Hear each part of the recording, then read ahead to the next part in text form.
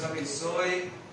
Amém. Isso, pode vir seu irmão aqui na frente, Diácono Carlos, Kátia, Pastor Alex, pode encostar um pouquinho mais. Glória a Deus. Queridos, por favor, abra sua Bíblia, lá em 2 Samuel, capítulo 21. Segundo livro do profeta Samuel, capítulo 21. Vamos ler dos versos de número 1 até o 6.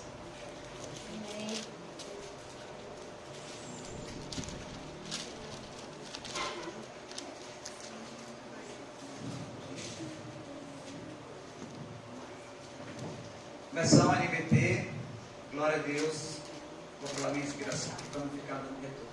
Está me ouvindo bem, Tete? Amém. Estou feliz de ver vocês aqui nessa noite, viu? Amém. Tenho a convicção e certeza que Deus vai falar grandemente ao seu coração. Amém. Assim como falou com o meu durante essa semana, no meu coração, a semana inteira. Amém? Amém. Prontos? Acompanhe na sua Bíblia aí, ou leia na tela. Durante o reinado de Davi, houve uma terrível fome que durou 3 anos. Quanto tempo? 3 anos. Uau! Durante o reinado de Davi, houve uma terrível fome que durou 3 anos. E o rei consultou o Senhor a esse respeito. E o Senhor disse: a fome veio porque Saul e sua família são culpados de terem matado os gibeonitas. Diga: Saul matou os gibeonitas. Verso 2. Gel, foca no mesmo. Então o rei mandou chamar os gibeonitas. Eles não faziam parte do povo de Israel, mas eram tudo o que restava dos amorreus. Os israelitas tinham jurado que não os matariam, mas Saul, em seu zelo por Israel e Judá, havia tentado exterminá-los. Versículo 3. Davi lhes perguntou: o que posso fazer com vocês? Como posso reparar o mal que lhes foi feito? Para que vocês abençoem o povo do Senhor. 4. Os gibeonitas responderam: prata e ouro não resolverão a questão entre nós e a família de Saul. Também não temos o direito de exigir a vida de ninguém em Israel. Que farei, pois, por vocês então? Perguntou Davi. 5. Eles responderam: Saul planejava nos destruir. Queria nos impedir de ter um lugar no território de Israel. Versículo 6. Portanto, entregue-nos 7 dos filhos de Saul, para que os executemos diante do Senhor em Gibeá, no monte do Senhor. Está bem, disse o rei Davi, farei o que me pedem. Amém? Amém. Feche seus olhos, com sua cabeça. Pai, nós te damos graças, Senhor. Obrigado pelo privilégio, Pai, de compartilhar essa palavra com pessoas tão sábias, tão nobres que se encontram aqui nessa noite. Espírito Santo, que não seja mais eu ministrando, mas o Senhor falando em cada coração que me escuta nesse lugar. Deus, que essa palavra, ao ser lançada na minha boca, seja comparada a uma semente quando cai numa terra fértil. Que essa semente germine e produza frutos dignos de arrependimento e que permaneçam. Em nome de Jesus, todos digam amém. Podemos sentar.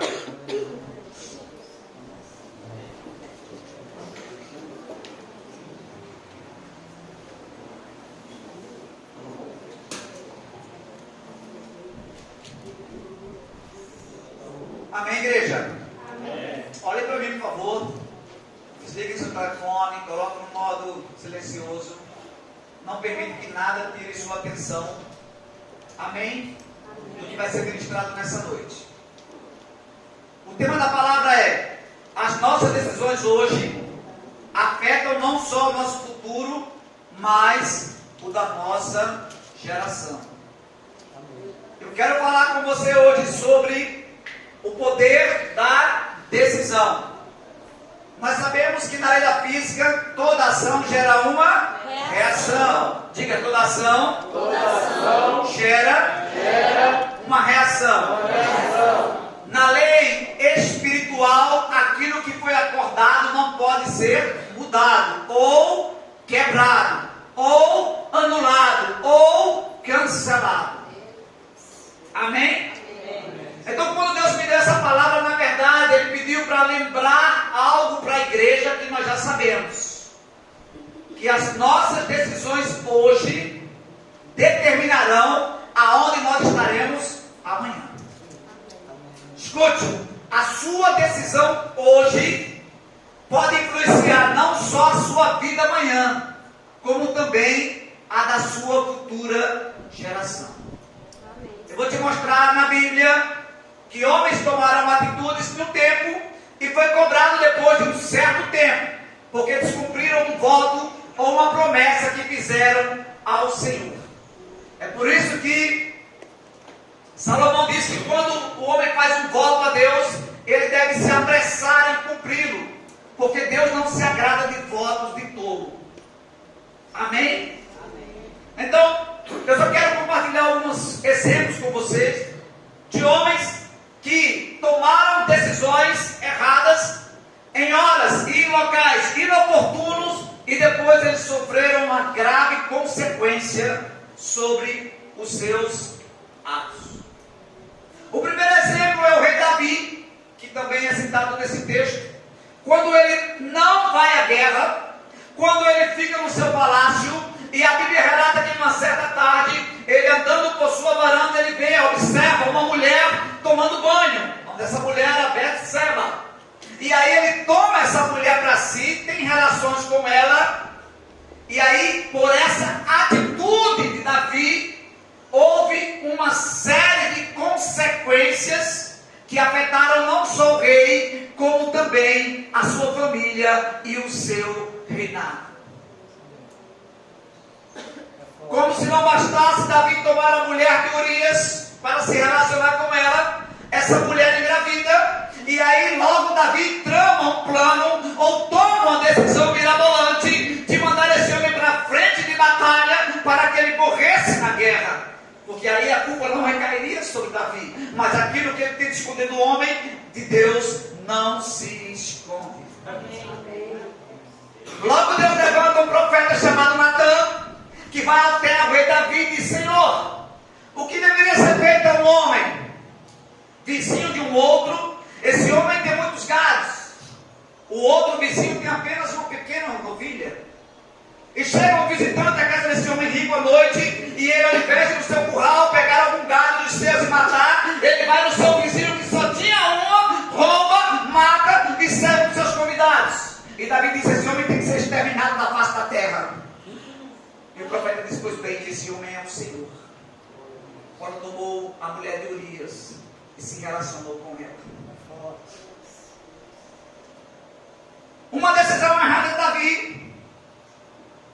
Olha as consequências. O filho dessa mulher, Betseba, nasceu e depois morreu. Absalão, seu filho, usurpou em tomar o reino do seu pai, expulsando do castelo. E ele foi expulso do seu reino por um tempo, humilhado, saiu fugindo para não ser morto. O outro filho de Davi estrupou sua irmã Tamar, e essa ficou como louca. Olhe as consequências de uma atitude impensada, o que pode trazer não só para você, não só para mim, mas para toda a minha geração e para aqueles que estão perto. E quando eu falar você, meu irmão, eu me incluo no meio, amém? Estou pregando como se fosse final para mim. A decisão impensada de Davi trouxe sérias consequências para sua família, seu reino e para aqueles que estavam próximos dele. Você me entende? Amém. O poder que decisão tem. Agora Paulo diz que o Espírito de Deus habita em nós, e que nós somos guiados não por nossa vontade, mas sim pela vontade do Senhor. Então o que todo crente deveria entender e saber é que antes de tomar alguma decisão, deve se consultar a Deus. Porque com certeza Deus tem a melhor resposta.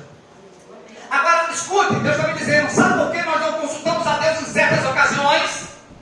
Porque muitas vezes Deus vai dizer um não, e nós não estamos preparados ou prontos para ouvir o não de Deus.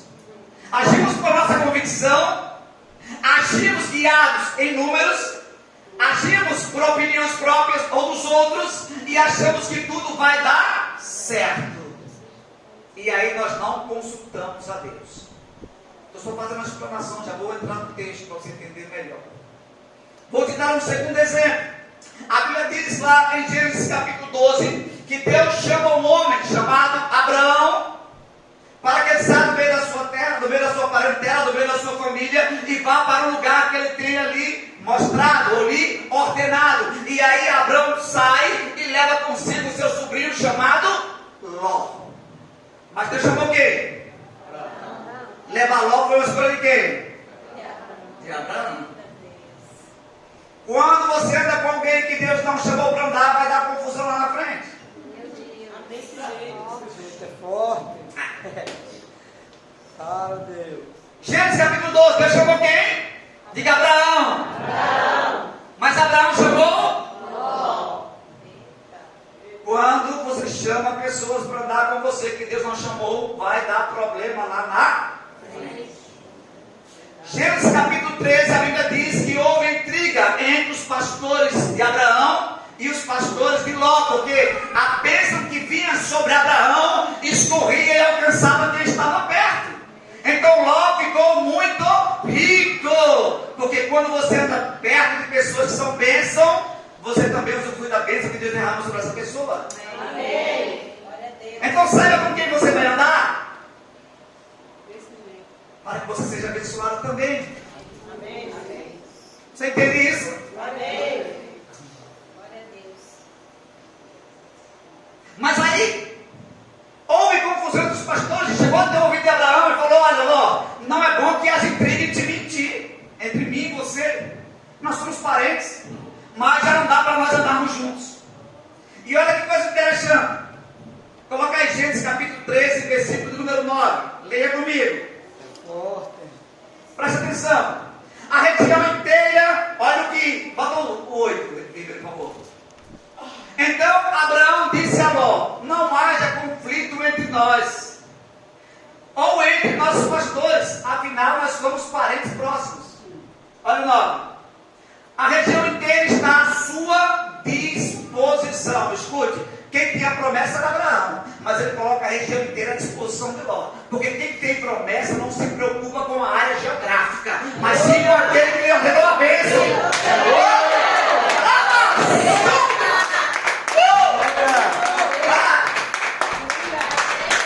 Para de querer olhar para coisas grandes, querido. Olha para aquilo que Deus está te mostrando.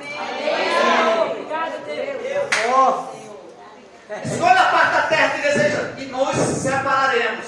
Se você escolher a terra à esquerda, eu ficarei com as terras à direita. Se preferir as terras à direita, eu ficarei com as terras à esquerda. Olha o 10. Ló olhou demoradamente para as planícies férteis do vale do Jordão, na direção de Zoar. A região toda era bem irrigada, como o jardim do Senhor, ou como a terra do Egito. E isso foi antes de o Senhor destruir Sodoma e Gomorra. 11. Ló fez o quê? Ló fez o quê? Ele fez uma escolha. Diga, Ló escolheu para si todo o vale do Jordão. Partiu para lá e se separou do seu tio Abraão. Sabe onde Ló foi morar? Com todo o seu gado, com toda a sua fortuna, com toda a sua riqueza, em Sodoma e Gomorra.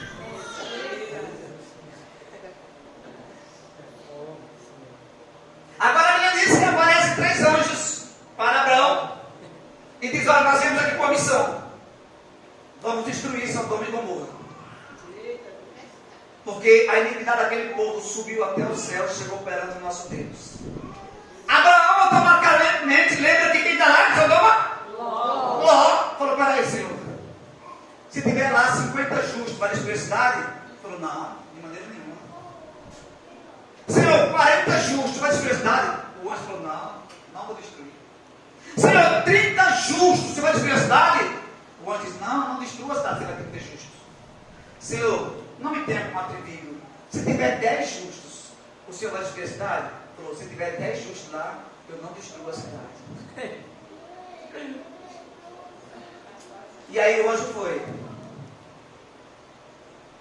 Mas aí teve misericórdia de Ló.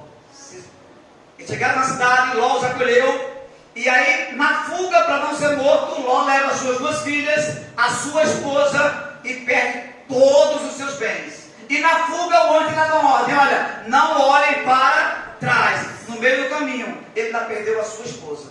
Ficou só ele e suas 2 filhas. Uma atitude impensada pode levar você a se perder e a perder pessoas que você ama, que está perto de você. Amém? Amém. Terceiro e último exemplo, nós começarmos a ministração. Diga amém. Amém. Quero falar sobre Geazi, servo do profeta Eliseu. Todos nós conhecemos a história que Naamã, general da Síria, vai até o profeta Eliseu com lepra, e aí Eliseu pede para ele se banhar no Rio Jordão. Esse general vai lá, se banha, é curado da lepra, volta para agradecer ao profeta, oferecendo prata, ouro, vestes, e o profeta disse, olha, não quero nada. E aí esse homem vai embora com suas riquezas, e o servo do profeta toma uma decisão. Sem consultar, sem a ordem do profeta, ele vai atrás de Naamã e vai falar com Naamã em nome do profeta. Cuidado com o que você fala com pessoas em nome de alguém enviado pelo Senhor. Aí ele fala com Naamã, olha, meu Senhor, chegou uma caravana na casa do meu profeta, ele pede algumas coisas para alimentar aquelas pessoas. E Naamã falou, pode levar. E Geazi pega tudo e esconde. E quando vai dentro do profeta, o profeta diz, aonde estava, Geazi? Teu servo não foi para lugar nenhum.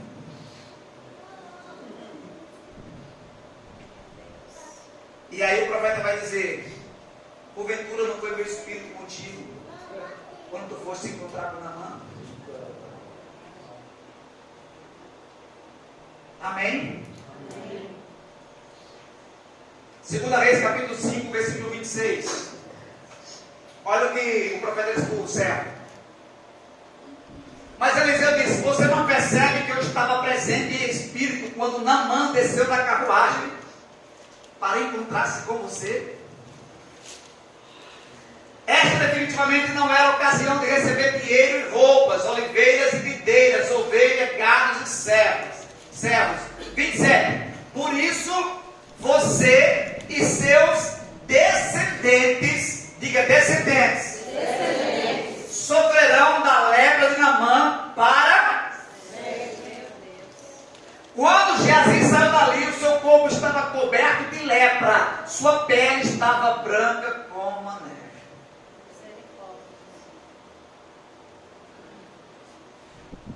Você sabe o que é descendente? Quando o profeta falou assim, ó, você e seus descendentes ficarão leprosos para sempre.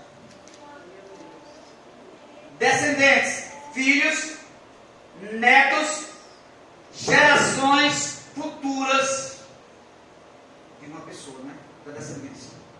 Todos que nascessem de Geazi e sua família seriam leprosos para sempre.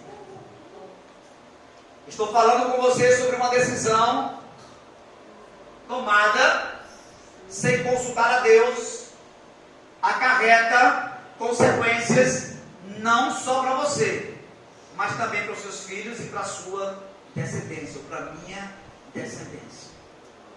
E agora eu quero começar a pregar. Posso? Amém. 2 Samuel capítulo 21, versículo 1, vai dizer, o texto básico que nós lemos. Durante o reino de Davi, houve uma terrível fome que durou 3 anos. Diga, 3 anos. 3 anos. Então, houve uma terrível fome que durou 3 anos. Irmãos, quando a Bíblia fala terrível fome, é porque a coisa foi muito séria.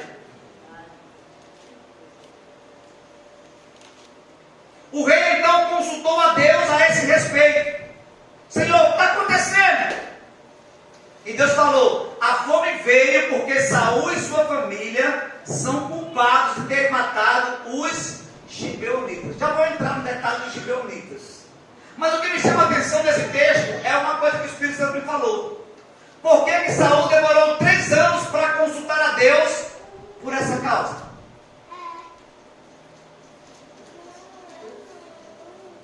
Por que deixar o povo perecer 3 anos para consultar a Deus? Escute o que o Espírito Santo me disse. Poderia ser evitado nos primeiros 3 meses, 6 meses. Mas precisava Davi tomar uma atitude.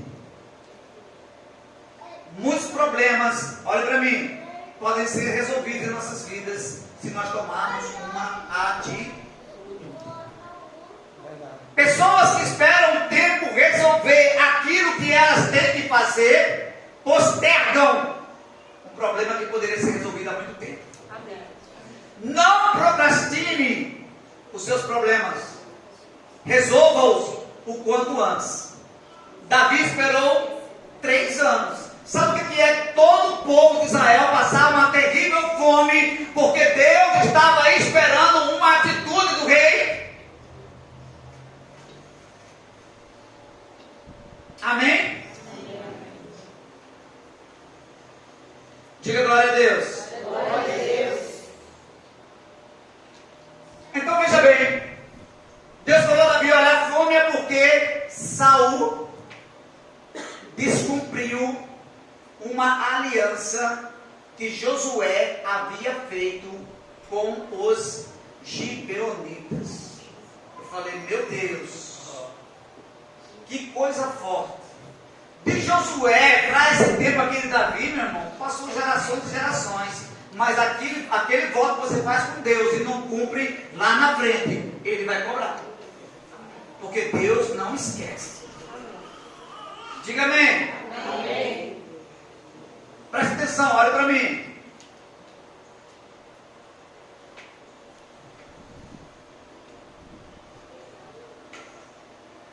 Quando Josué chega diante do Jordão, depois que Moisés morre, com mais de 2 milhões de hebreus, Deus faz com que o Rio Jordão pare, esvazia e ele passa em terra seca, e aí ele vai e derrota Jericó, uma cidade indestrutível.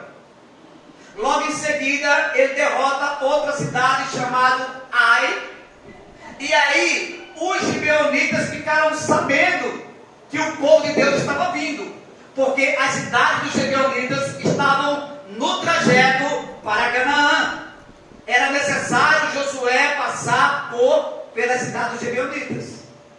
Então eles traçaram o plano. Falou: olha, Josué está vindo aí, já destruiu Jericó, já destruiu Ai, e vai chegar até aqui e vai destruir também. Então eles falaram o plano. Pegaram o pão velho, roupas rasgadas, odres já em decomposição, sapatos velhos, e foram até o encontro de Josué no acampamento. Uma viagem que demorava 3 dias. Chegando lá, eles falaram para Josué. Deus falou assim: ó, vocês vêm de onde? Nós viemos de muito longe. Olha esse pão, estava quentinho quando nós pegamos para vir para cá. Olha como está cheio de bolovo. Olha nossos sapatos, eram novos, estão todos gastos. Olha o odre, está quase rompendo. Olha nossas roupas. Nós vamos ler o texto. E aí Josué não consulta a Deus e toma a decisão de fazer uma aliança com os gibeonitas, uma aliança de paz, onde ninguém poderia tocá-los. E foi essa aliança que Saul quebrou. E aí, lá na frente, Deus cobrou. Vamos lá. Josué capítulo 9, versículo 3. Pode acompanhar na sua Bíblia se quiser. Ó, contudo, quando os habitantes de Gibeon souberam que Josué tinha feito com Jericó e Ai, usaram de astúcia para se salvar.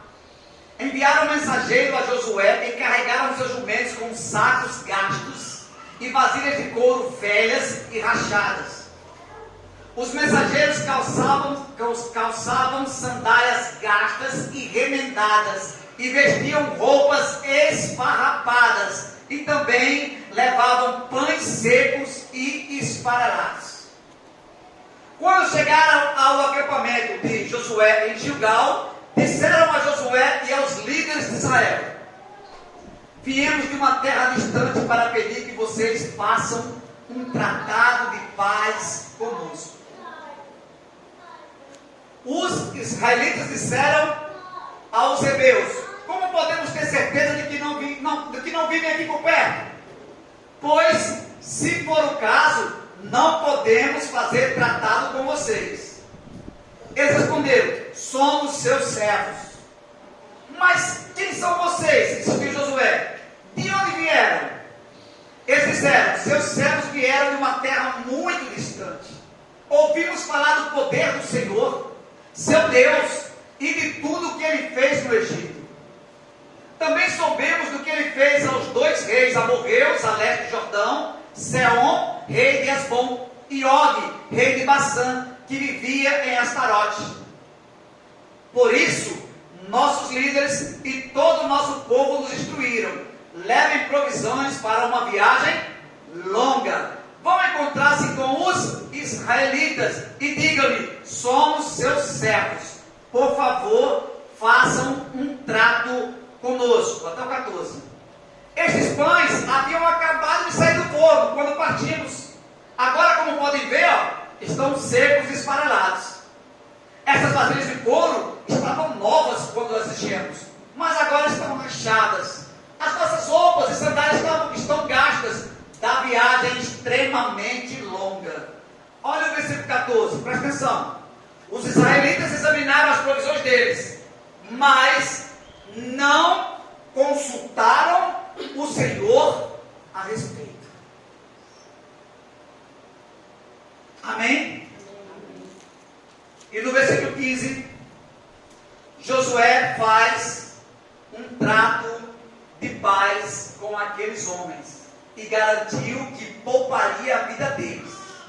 E os líderes da comunidade confirmaram o acordo com um juramento: ninguém poderia tocar nos gibeonitas. Amém? A consequência de fazer um trato com os gibeonitas sem consultar a Deus gerou sérias consequências. 3 dias depois de fazer o trato, os israelitas descobriram que, na verdade, os gibeonitas viviam ali perto. Coloca aí o versículo 16. Olha só que interessante.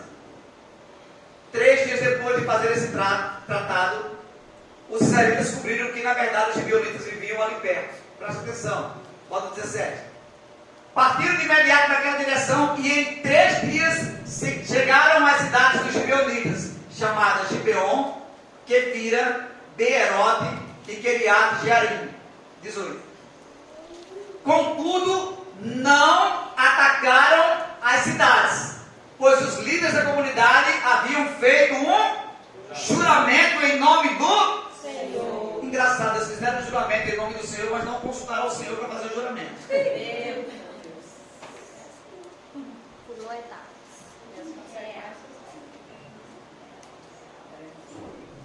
Amém?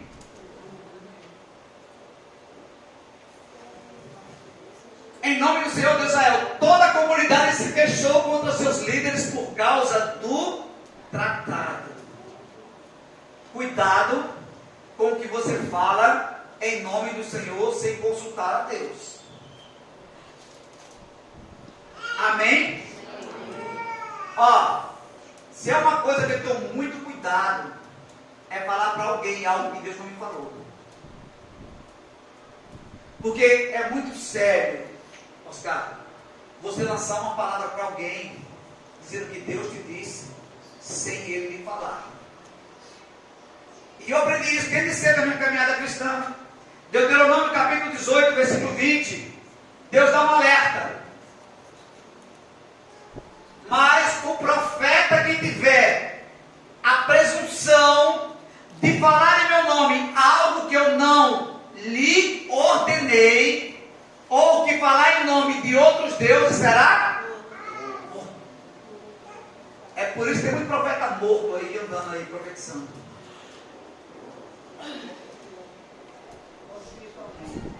Amém? Então, veja bem, Josué então faz um trato com os gibeonitas, um acordo de paz, sobre juramento de um Deus que eles não consultaram. Mas olha, não importa se os gibeonitas mentiram ou enganaram, a palavra de Deus, ela é irrevogável. Uma vez que fez o acordo em nome do Senhor, Deus zela em cumpri-lo. Amém? Amém ou não? Amém. Josué capítulo 9, versículo 20. Então quando Josué chega na cidade dos gibeonitas, fala, mas rapaz, você falou que morava tão longe. Em 3 dias nós chegamos aqui. E aí o povo foi se queixar contra Josué. Ele falou assim, não, nós fizemos um voto. Não podemos atacar. Temos que deixar viver. Pois se quebrássemos o juramento, a ira divina cairia sobre nós. Quem quebrou esse juramento? Saul. A ira caiu no tempo de Davi. Olha o 21. Que eles vivam. Assim, os israelitas os colocaram para cortar lenha e carregar água por toda a comunidade, de acordo com a decisão dos líderes. 22. Josué reuniu os gibeonitas e disse: por que vocês mentiram para nós? Por que disseram que viviam numa terra distante da nossa, quando na verdade vivem aqui perto? 23. Olha o que Josué disse: sejam então amaldiçoados. Depois dessa palavra, toda a geração dos gibeonitas seriam escravos do povo de Israel. Só teriam 2 funções: cortar lenha e carregar água para o povo. Vocês serão sempre servos, escravos, encarregados de cortar lenha e carregar água para a casa do meu Deus. Então os gibeonitas, eles passaram a viver com o povo de Israel. Então toda vez que o povo de Israel ia para a guerra, que trazia os despojos da guerra, os gibeonitas participavam. Queriam receber a parte deles. Chegou no tempo de Saul, Saul falou: não, peraí, esse povo não é judeu, como é que quer usufruir dos despojos da guerra? E a Bíblia diz que Saul tentou exterminá-los. Amém? Amém? O descumprimento de um acordo quebrado por Saul em matar os gibeonitas foi cobrado mais tarde no reino de Davi. Deus não esquece de uma aliança feita em nome dele. Se quebrarmos essa aliança, traremos sérias consequências para nós e para a nossa futura geração. Olha para mim. Eu estou falando que a sua decisão tomada hoje pode lhe dar um rumo para o amanhã. Estou falando que a sua decisão tomada hoje pode definir um sucesso, uma vida de sucesso ou de fracasso, não só para nós, como para a nossa descendência amanhã. Amém? Eu me lembro que quando eu fui ordenado ao pastoreio, quando eu ia ser enviado para ser pastor, eu sentei com o meu pastor em Mato Grosso, eu, minha esposa, e o pastor e o secretário dele, e ele falou assim: Marcondes, eu vou te enviar para uma igreja no interior do Mato Grosso. E eu falei assim, pastor, eu não posso começar uma igreja na Bahia, já que eu estou há 20 anos distante. Eu posso voltar para a minha terra e começar uma obra lá. E ele fez assim, Marcondes, você pode ir para onde você quiser. Tirou a aliança do seu dedo, colocou sobre a mesa e falou, só quero que você saiba que hoje nós temos uma aliança. E nós oramos para essa aliança. E isso já faz mais de 8 anos. Muitas coisas aconteceram. Muitos pastores que se aliançaram com o meu pastor da mesma forma, já o abandonaram. Já não anda mais com ele. Mas eu não sou homem e nem tolo de quebrar uma aliança com o homem do Senhor. Amém. Amém? Até hoje estou aliançado com o meu pastor. Dia 15, ele chega em Aracaju. Dia 16, ele prega aqui na quinta-feira. Ou é 17, na quinta-feira ele prega aqui. E dia 19 e 20 ele prega no aniversário da nossa igreja.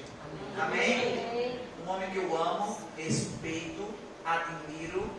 Um homem para mim, de caráter incontestável. O meu pastor.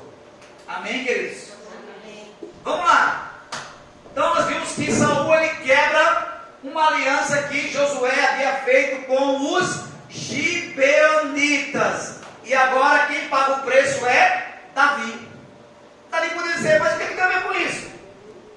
Deus, se Saul matou os gibeonitas, não tem nada a ver. Não foi no meu tempo, não foi minha ordem, não fui eu que mandei. Mas aí, uma vez que faz uma aliança com Deus, não importa quem quebre, se quebrou vai ter que pagar o preço. Amém? Então, 2 Samuel capítulo 21, versículo 3. Quais foram as consequências para Saul, né? Já ter morrido pela quebra da aliança. Olha só. 2 Samuel capítulo 21, versículo 3. Davi lhe perguntou, o que posso fazer por vocês? Como posso reparar o mal que lhes foi feito? Para que vocês abençoem o povo do Senhor. Olha o que Davi pede. Davi pede a um povo que não tinha aliança. Davi pede a um povo que mentiu para Josué para conquistar um pacto de paz. Davi pede a um povo que era escravo para abençoar o povo de Deus. Olha o que a quebra da aliança faz. Essa falta de Saul lhe custou, depois que ele morreu, né, para a futura geração, 2 filhos e 5 netos. 2 Samuel capítulo 21, versículo 5. Eles responderam, Saul planejava nos destruir, queria nos impedir de ter um lugar no território de Israel. 6.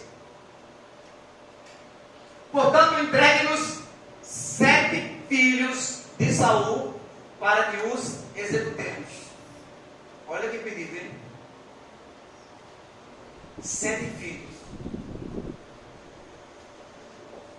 Davi falou assim, será feito.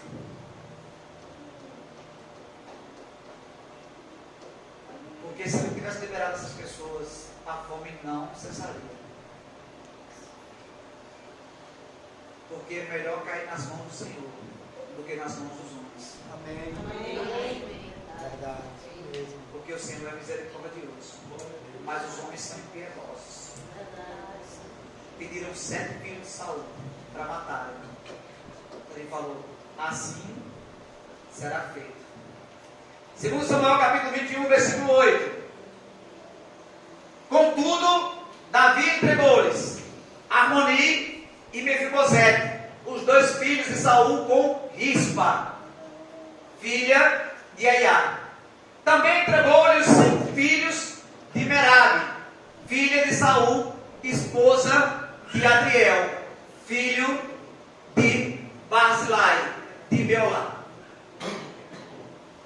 Por uma decisão de descumprir um voto que Josué havia feito com os gibeonitas, a futura geração de Saul pagou com 7 vidas. O que eu quero dizer? E eu quero dar alguns alertas que Deus mandou dar para você nessa noite. Primeiro, cuidado com os acordos que fazemos em nome do Senhor, sem consultar a Ele, pois isso pode gerar sérias consequências para nós e para a nossa geração. Segundo, cuidado ao falarmos em nome do Senhor aquilo que Ele não disse, ou fazermos algo em nome do Senhor que o Senhor não mandou. Isso pode gerar sérias consequências para nós e para a nossa geração. Fica um alerta de Deus nessa noite. Vai tomar uma decisão importante? Consulte a Deus. Faça como Gideão. Peça 3 provas ao Senhor. Mas não tome decisão sem consultar a Deus. Como eu já falei aqui no início, muitas vezes nós não consultamos a Deus porque sabemos que a resposta é ou não. É ou não é?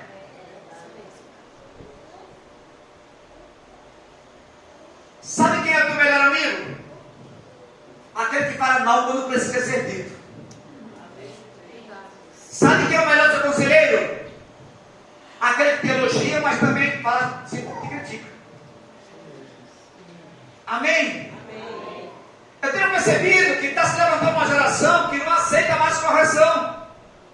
Oscar, a geração de hoje não suporta mais ser corrigida. É mais fácil então se deslocar, mudar para outro lugar, que seja mais confortável, que eu chegue lá com carinha de bonzinho, de coitadinho, do que me sentar e aceitar a correção e mudar. Por isso não cresce. Eu estava com o Jefferson na piscina, vi o filho dele, o dele piscina grande e o filho dele pequenininha. Aí o filho dele pequenininha, nadando, aí se encostou na beira assim da piscininha. Pai, me ajuda, me ajuda. Eu falei, rapaz, fica em pé. Falou, não, está muito fundo, está muito fundo. Ele estava com as pernas encolhidas. Era só levantar e ficar em pé, ela bater aqui. Está muito fundo, está muito fundo. Aí eu vi o Jefferson olhando, falando, rapaz, anda. Eu falei, não pega ele não, Jefferson. Deixa ele. Bora, rapaz, sai. Não, pai, estou cansado. Está muito fundo. Aí o Jefferson falou, estendeu, só estendeu a mão. Vem cá, você toma força. Ele pegou a mão do Jefferson e levantou-se. Uma geração que não sabe andar sozinho. Crentes com 20 anos na igreja que não sabe andar sozinho, não conhece o Deus que serve. Toma a decisão sem buscar o Espírito Santo. Depois joga a mão para o pastor. E quando o pastor fala, não quer aceitar a correção.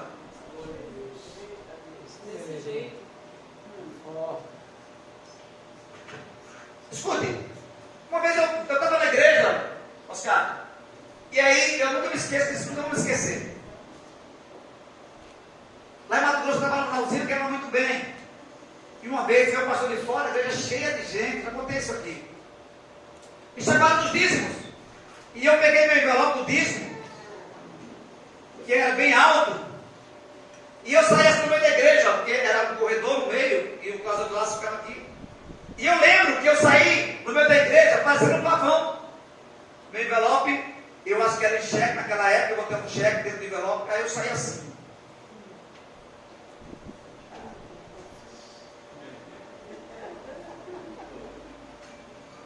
Aí, fotos. Aí voltei para o meu lugar, era cooperador na época, aí o pastor nem conhecia a igreja de fora, falou assim, irmãos, quem é que dizimou? Vamos supor, falou, R$500, vamos supor, R$1.000 hoje. Aí ninguém levantou a mão, eu falei, lá atrás.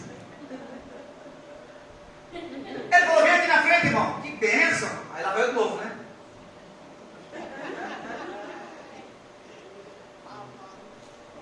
Foto. Aí eu fiquei na frente da igreja, cheia de igreja, cheia. Ele falou assim, irmão, você dizimou esse valor? Eu falei, sim. Ele falou, que bênção, irmão. Você é uma bênção para a igreja. Mas me responda a pergunta, quanto você ofertou? Aí eu falei, hã? Foi, quanto você ofertou? Porque isso não é uma obrigação de todo crente. Ofertar nova o coração de Deus em seu favor. Aí eu falei, não. Não digo nada não. Meu irmão, você deveria dizimar pelo menos o mesmo 10%. Você deveria ofertar pelo menos 10% que você dizimou. É esse segredo para a sua vida. Mas tudo bem, vá para o seu lugar. Aí eu voltando.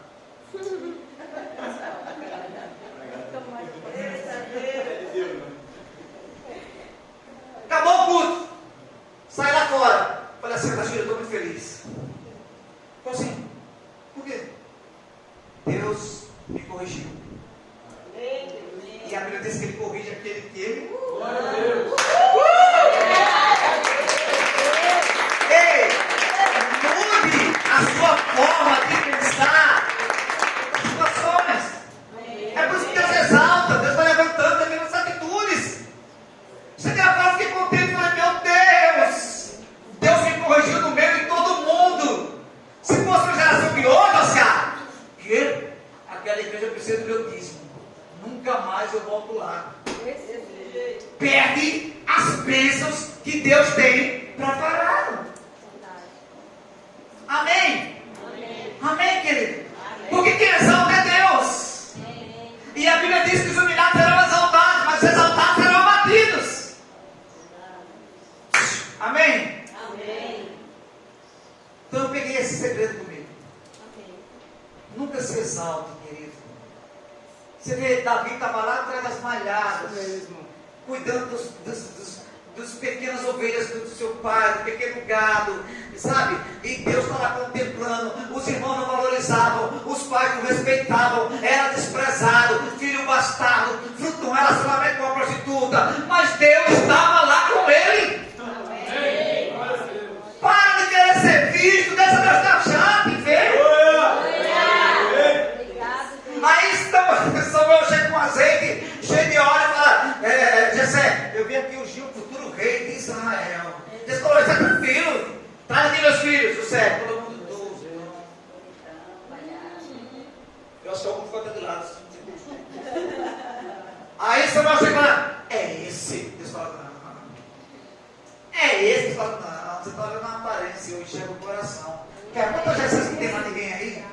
Aí Samuel chega e diz, ô Jessé, tem mais algum filho teu? Eu falo assim, vai ter um menino lá no campo. Deus falou, manda chamá-lo. Ninguém sentará na mesa até que ele chegue. Ei, eu posso ver Davi chegando naquela casa, todo sujo, cheio daquele negócio lá do curral e tal. O que está acontecendo aqui? Está lá os irmãos do império. E Samuel lá estávamos esperando para te ungir o futuro rei do povo de Deus.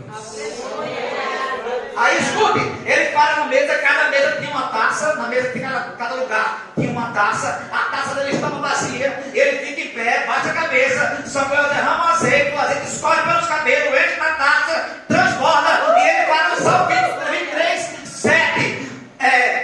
Prepara, Senhor, uma mesa para mim na presença dos meus inimigos, unge minha cabeça com óleo, e o meu cálice transborda.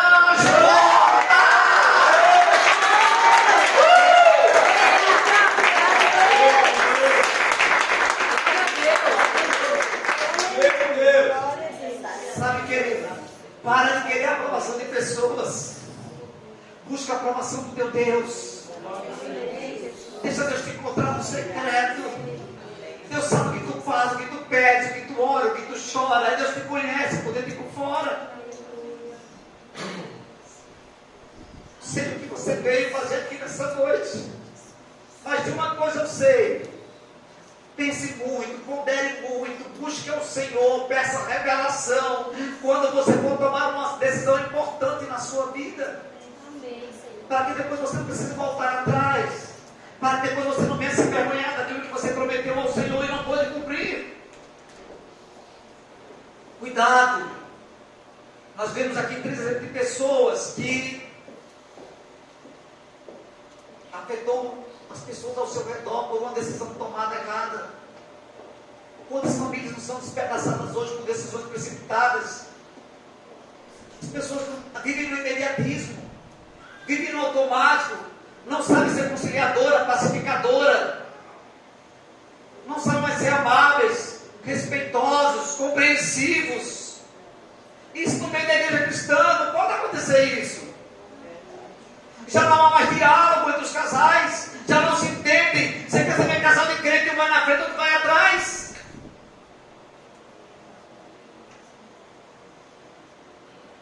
Amém. Uma decisão tomada sem direção de Deus pode gerar sérias consequências, não só para nossas vidas, mas pode afetar também a nossa futura geração. Amém? Eu quero fazer uma breve oração com você, assentado mesmo. Curve sua cabeça, feche os seus olhos.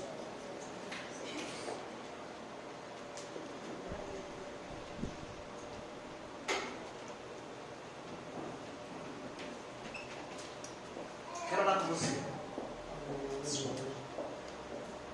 Amém? Feche seus olhos. Curve sua cabeça. E vou revelar o que Deus está me falando aqui nesse lugar. Amém. Glória a Deus. Aleluia, Senhor. Obrigado por essa palavra. Estamos vivendo num tempo de mentiras, de dúvidas, de incertezas. E muitas vezes nós somos movidos, instruídos a tomar decisões que nem sempre é aquilo que Deus gostaria que tomássemos. Enquanto eu preparava essa palavra,